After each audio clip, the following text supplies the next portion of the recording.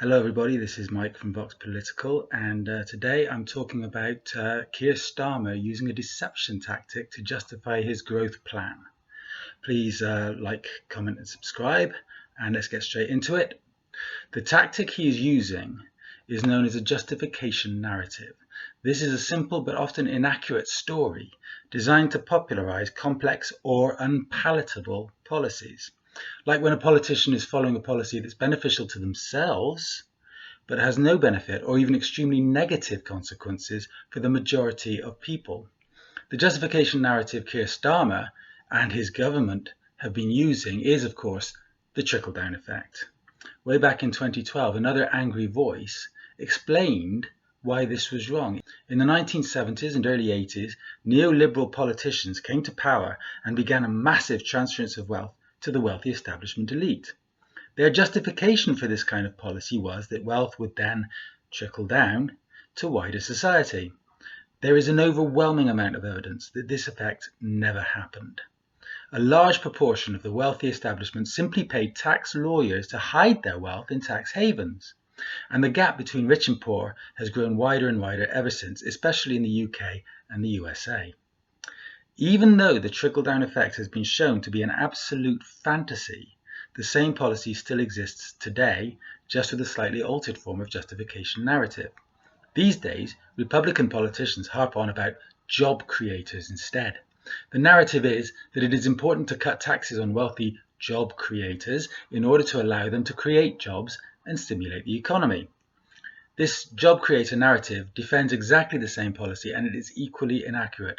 The Bush tax cut for the richest 1% of Americans turned out to have one of the lowest fiscal multiplication values in the history of American spending plans. So for every dollar given in Bush tax breaks, only 23 cents returned to the economy. The American venture capitalist Nick Hanauer clearly expressed the economic illiteracy of the trickle-down and job creator narrative.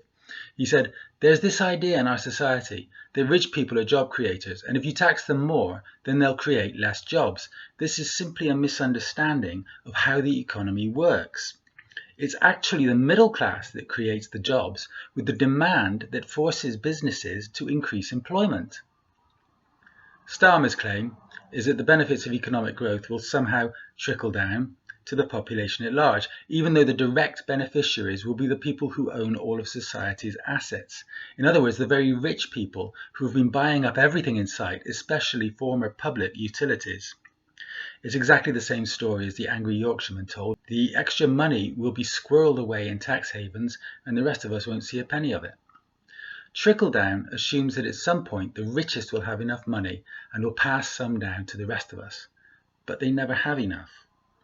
If Keir Starmer was a real Labour politician, he would know that.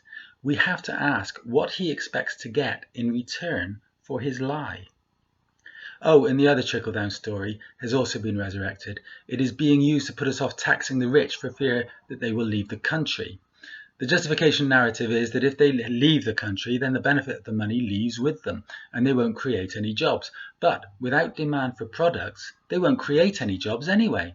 And there won't be much demand for products other than the essentials anymore, because most of us, working in middle class, won't have the disposable cash necessary to be able to buy anything else.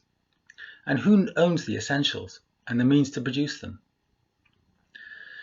So Labour should go ahead and tax the rich. And if they leave, it won't matter. We'll be better off without them. They won't be parasitizing us, and we'll still get the tax on their assets because they can't take those things with them. But again, Starmer and his cronies won't do it. How does that old saying go again? If it looks like a Tory and acts like a Tory? Anyway, that's all I've got for you for the moment. Like, comment and subscribe, and you will see me in the next one.